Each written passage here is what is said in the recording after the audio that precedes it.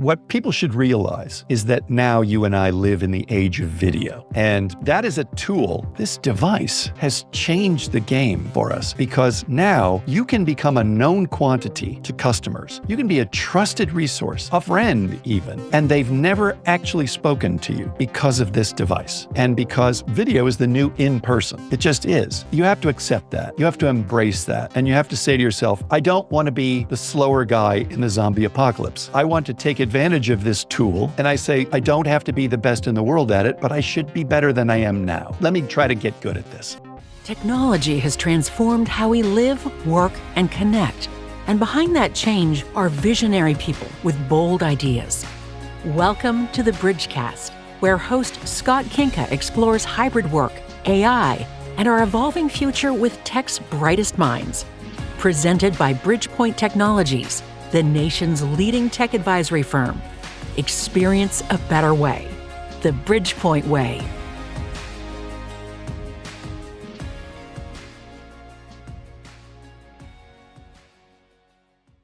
Hi, and welcome to another episode of the Bridgecast. Today I am joined by Neal Foard, social media personality and principal of StoryFire. Neal has spent over 30 years helping global brands like Budweiser, Sony, Lexus, and Toyota tell stories that inspire action, build loyalty, and drive measurable results. He's held leadership roles at Saatchi & Saatchi, within Inc., and Zarnowski.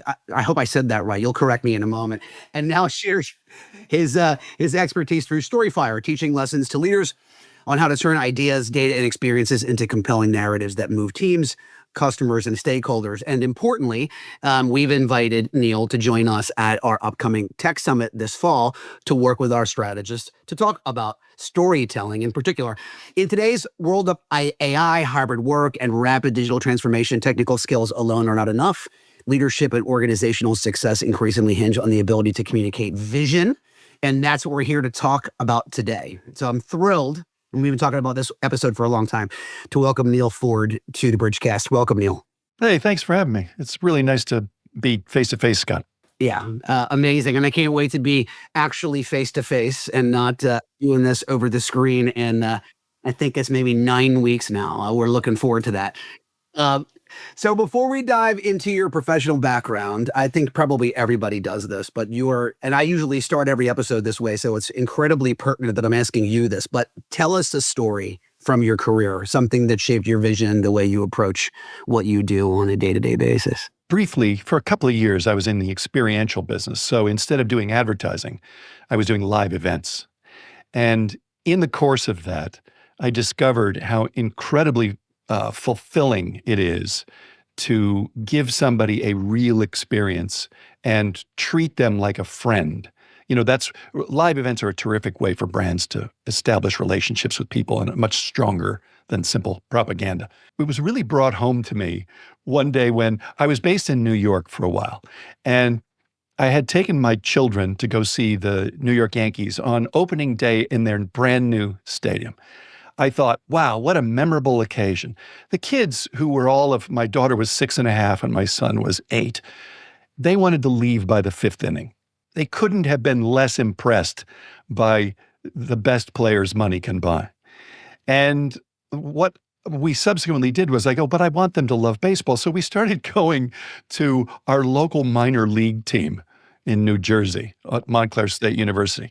And what happened was that it was just, every seat was great. It was $8 a ticket. You were close to the action. Parking was free. Hot dogs were $1, and because you were so close to things, people felt like, look, none of these players were going to the majors, okay?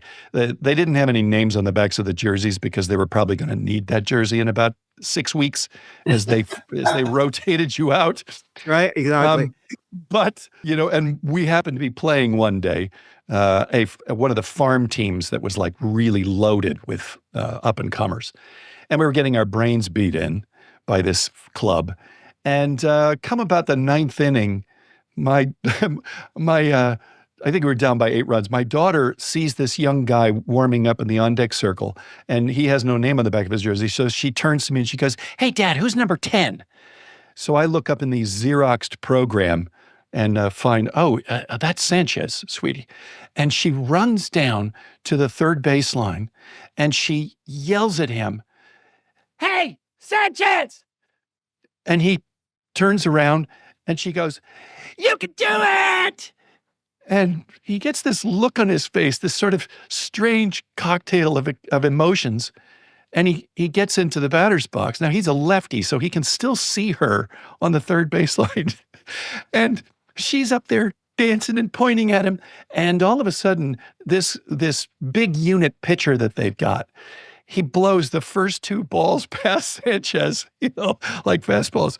And he goes, "Oh, okay." And she's still up there pointing at him going, "You can do it. You can do it." And next pitch, hanging curve, and he gets all of it. And it goes into orbit.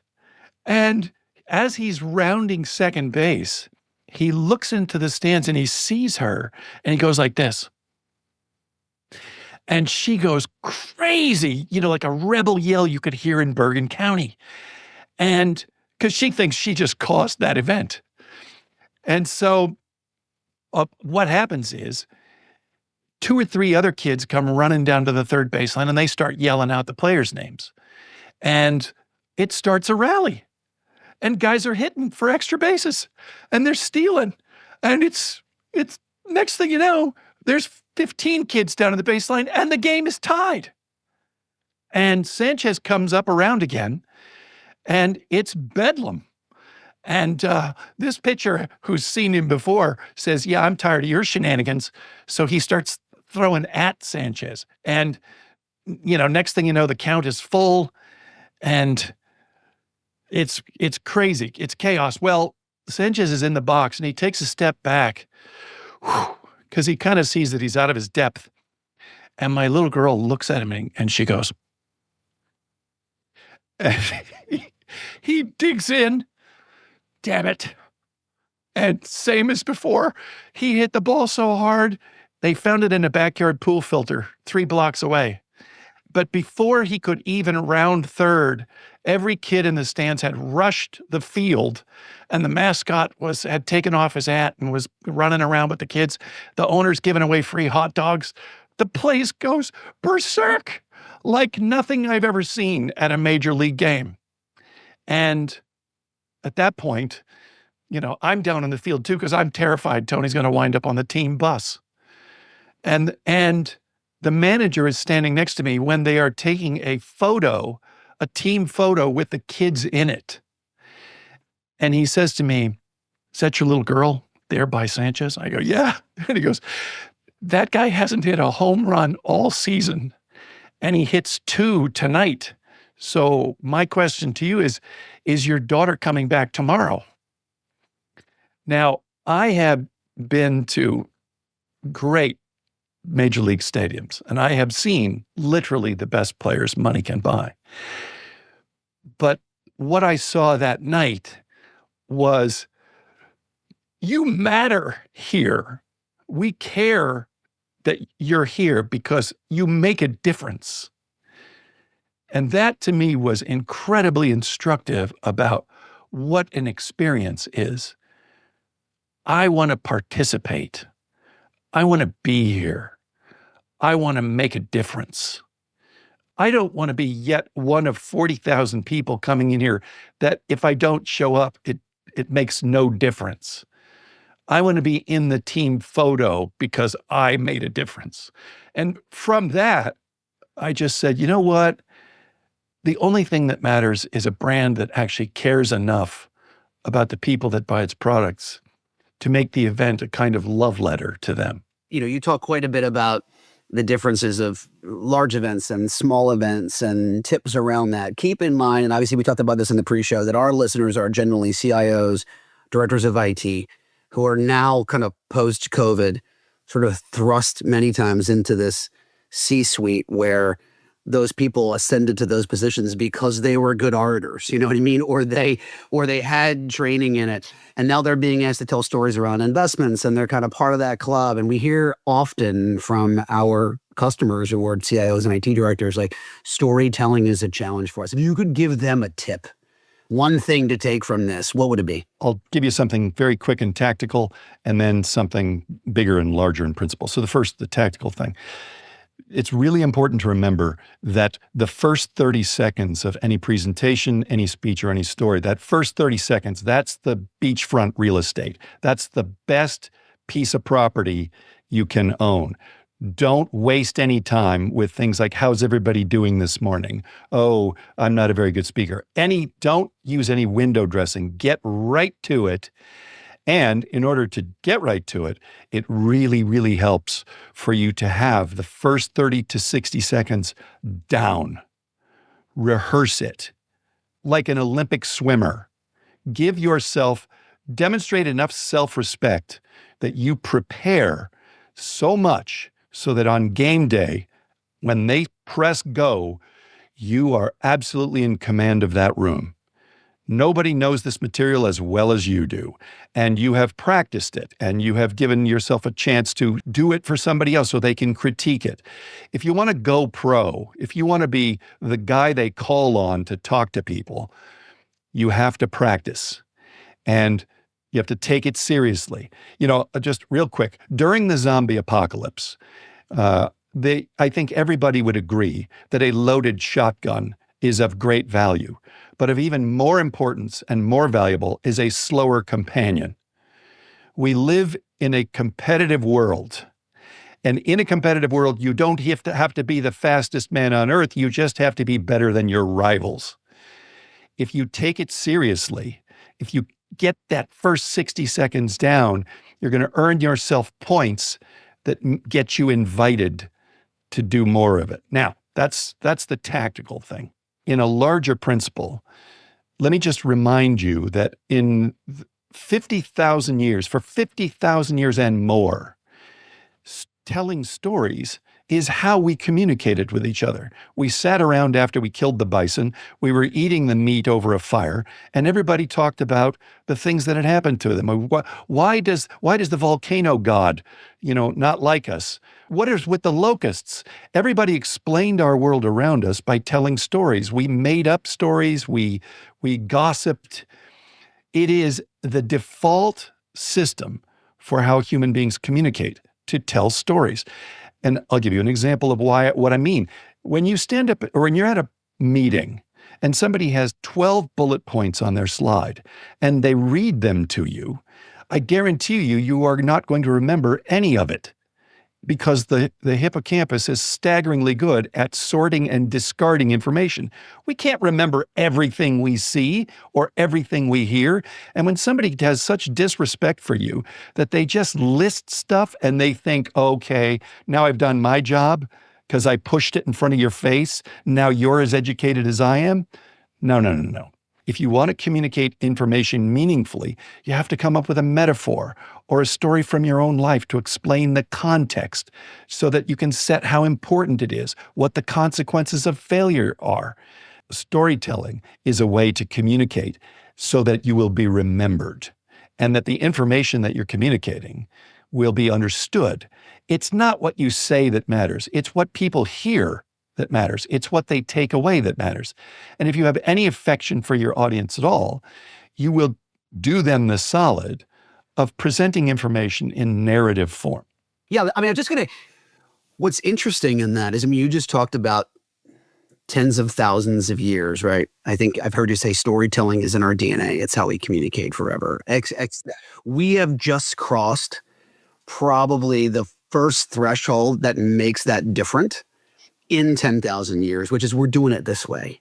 We're doing it in video. Like how do you feel that's changed? Literally even 6-8 years ago, we were storytelling the same way we were around the campfire.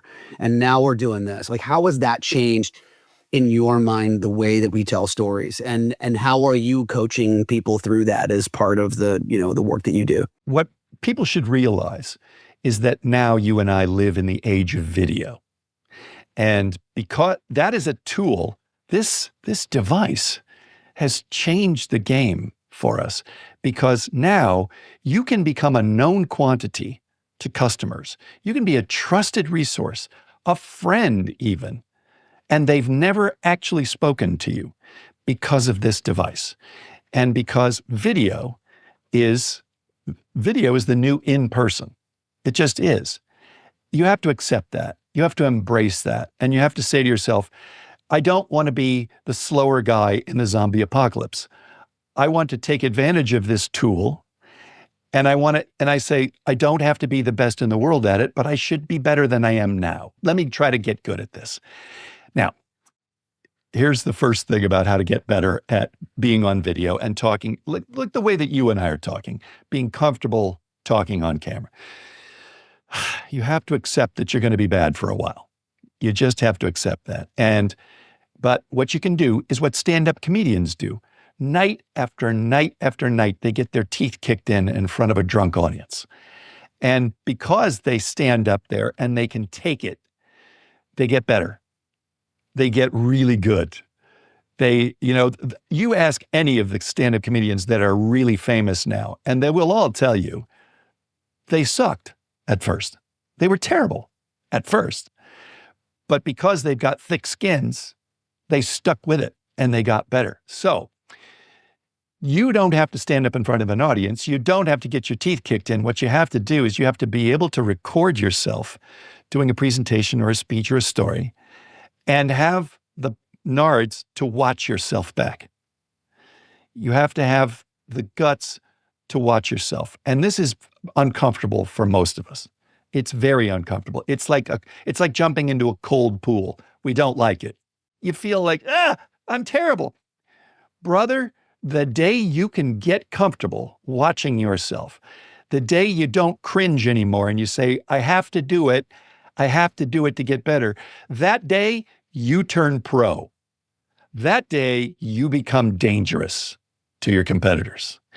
Because getting good on video means you can reach people emotionally. Scott, you and I agree on one thing. People do not make decisions rationally. Oh, they think they do. They think they do. I'm very careful about comparing attributes of this. We make our decisions emotionally, and then we rationalize it with our big brain. And what we all have to recognize is this rule of the universe. Life gets so much easier when people like you. And you can use this tool. You can use video. You can use Zoom calls and Riverside and podcasts. You can use this tool to make an emotional impression on people. And no, it's not easy at first, but it's so valuable.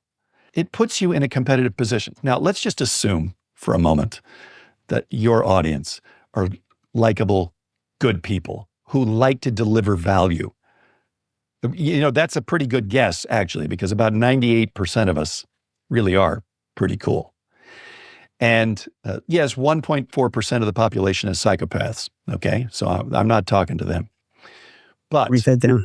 But if you really, really want to deliver value, if you want to be helpful, it's really, really helpful for you to be a good storyteller, for you to be a good presenter, for you to be able to tell people what value they're going to get, and then deliver the value, and then wrap it up in an emotional way so that they go, I don't just get it, I feel it.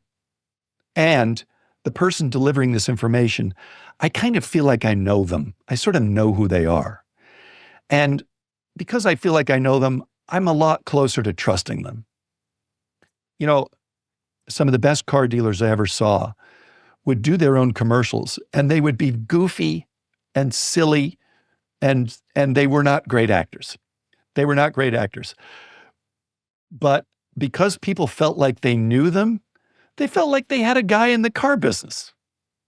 When push came to shove, they know you. They don't know this other guy or this woman.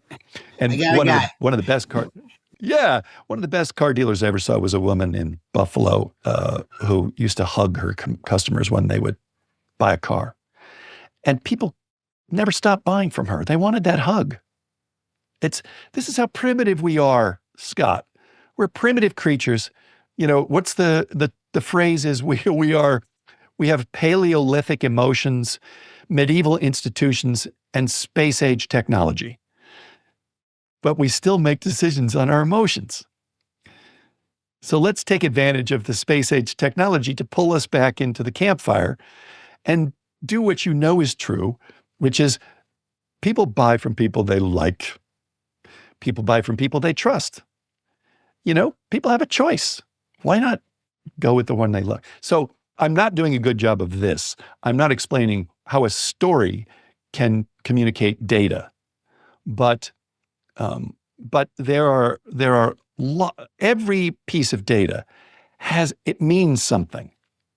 And because it means something, it's easy to talk about the meaning. Like moments ago I'm trying to persuade you that storytelling is important. And I'm saying, look, it's a 50,000-year-old technology. We sat around the campfire talking about bisons. Okay, that's a story. Just producing an image in your mind is theater of the mind. And I want to just do a quick tangent of something I find fascinating. If you get a very, very big band, like the Rolling Stones used to tour, and they would, or Coldplay, I don't know how many people they pack into the stadium. That's like 60,000, okay? It takes a lot to mount a Coldplay concert. It's tractor trailers loaded with gear and an elaborate stage and a light show and, effects. It's astonishing how much money they spend to hold people's attention for 90 minutes. Imagine the very same audience and Kevin Hart, with nothing more than a spotlight, a microphone, and a bottle of water, can do the same thing. Why? Because he's a master storyteller. When Kevin Hart tells a story, you are there. Dave Chappelle, same thing. Louis C.K. My personal favorite of all is Bill Burr. There's a paradox of stories, which is that the more personal they are to you, the more universal they are. That is, when something affects you emotionally, chances are it's going to affect all of us but the psychopaths the same way. Everybody, when you tell stories about your parents or your childhood or your sisters or brothers, or even if you were an orphan and you talk about what that was like, we can all empathize. We can all understand what that's like. And what happens is, let's acknowledge something about business, all of us. We think business is all about the numbers. Business is still a human being on the other side of a transaction. All business is personal.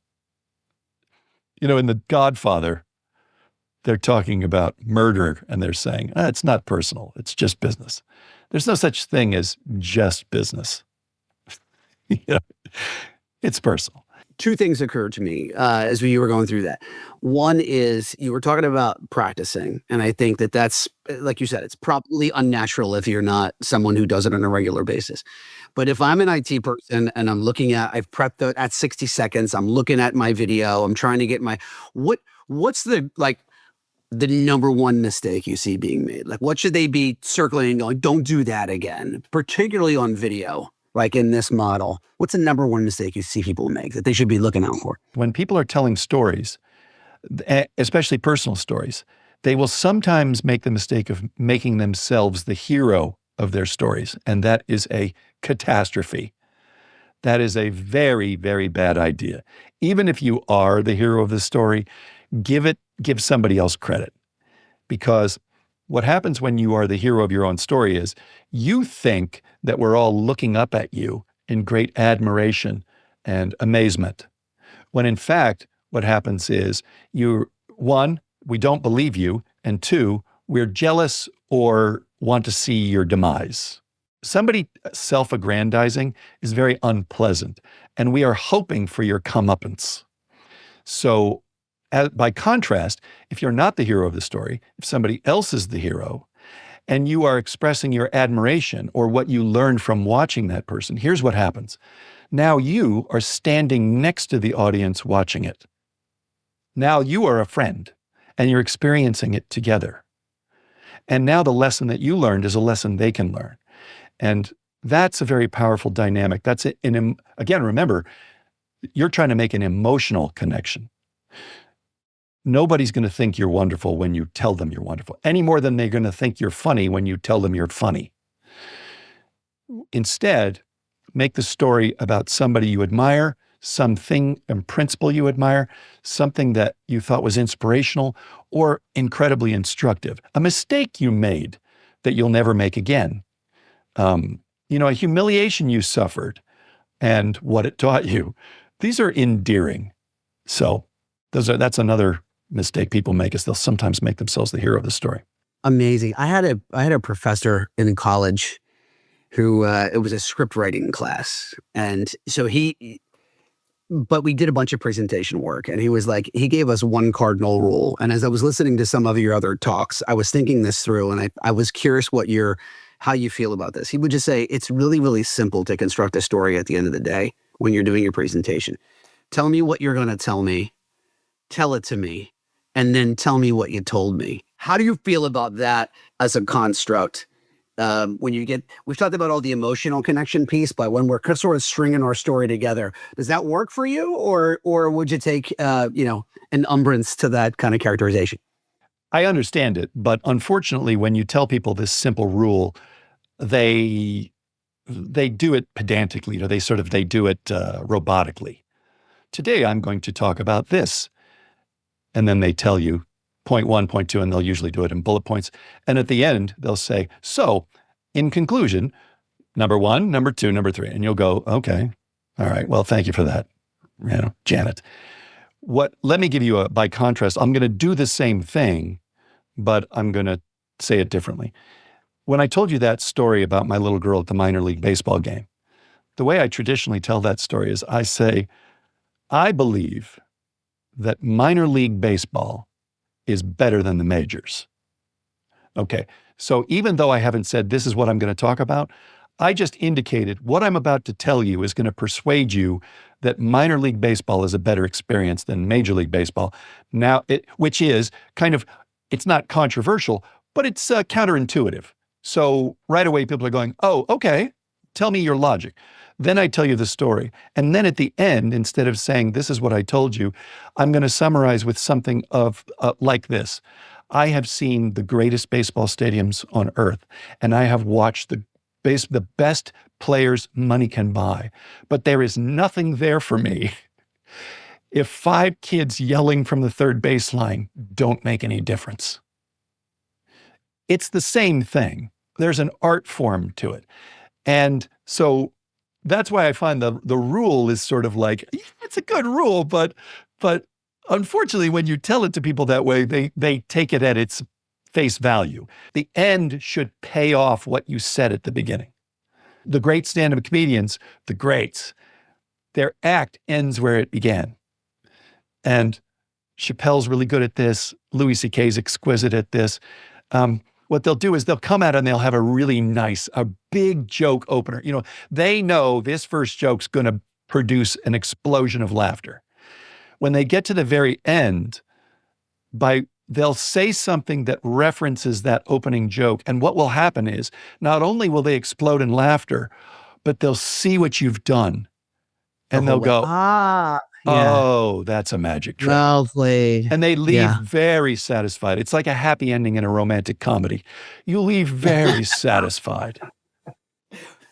So speaking of future happy endings and time on stage, we're getting ready for our summit. We're going to see you in 8 weeks, 9 weeks, whatever that is. Can you give us 2 minutes, just sort of let those that are going to be at attendance at the show know a little bit about what you're going to share with us? I want to deep dive onto the ROI of kindness. I think what stories are good at is communicating to business colleagues, customers, suppliers, prospects. They're very, very good at communicating to another human being that you're human and that we have a relationship here. We're all in this together. When you think about doing people favors without being asked, it's a very powerful thing to be the first mover, to say, I like you before you need to prove to me that you like me. I want to be in a relationship with you. And the way I'm going to demonstrate that is I'm going to give you a gift here that you didn't ask for and that actually I could have charged for, but I'm going to do it because it's so much more satisfying for us to be friends and and conduct business than for us to be suspicious of one another and for us to just always make it about the money. You know, you know how people are in business. They'll compete on price, and the next thing you know, it's a race to the bottom. And in order to get the cheapest product, they'll cut corners, and the product will fail. And you know, you get what you pay for becomes the ultimate sort of excuse. But storytelling is a way to communicate to people that there's another human being on the other side of this. I have a certain way of doing business. I take a certain pride in my product. I want to share my passion for it. I want to share my enjoyment of it. And in doing so, I want to establish that you and I can have more fun in business than if we don't have a relationship. Let's tell stories and communicate with a certain vibe so that you become beloved and in your organization or by your customers, because you will be the first mover. You will see the ROI of kindness. Can I rapid fire a couple fun questions at you before we go? Go for it. Let's do it. All right. I need a bold prediction, 12 to 18 months. It could be sports, politics, business, you name it. Just what's going to happen, and we'll look back on this in a year. Let me do it. I'm going to take a page out of my father's book. Don't try to predict the future, because you won't. Try to predict what's going to stay the same. And I will make the bold prediction that stories will become a bigger part of our technological journey, because it's so old-fashioned, I know it's never going to go out of style. Also, Dale Carnegie will continue to sell books in the future, because if it's still true after 100 years, it will always be true. Two more. What are you reading right now? What's on your nightstand? Let's see. I'm reading Marshall McLuhan. It's a book called The Mechanical Bride, and it's about advertising. And I like to read old books, Scott, for the very reason I was just saying about Carnegie. If it's 100 years old and it's still true, that means it will always be true. And I am told that McLuhan had a better understanding of the art form of propaganda than anybody, and how not to use it as a weapon of oppression, as a weapon of submission, but rather to celebrate it as a tool for helping us make more human connections. All right, one more. We used, this doesn't always happen, but we've actually talked about the zombie apocalypse on this. You mentioned it earlier. So the zombie apocalypse happens. Yeah.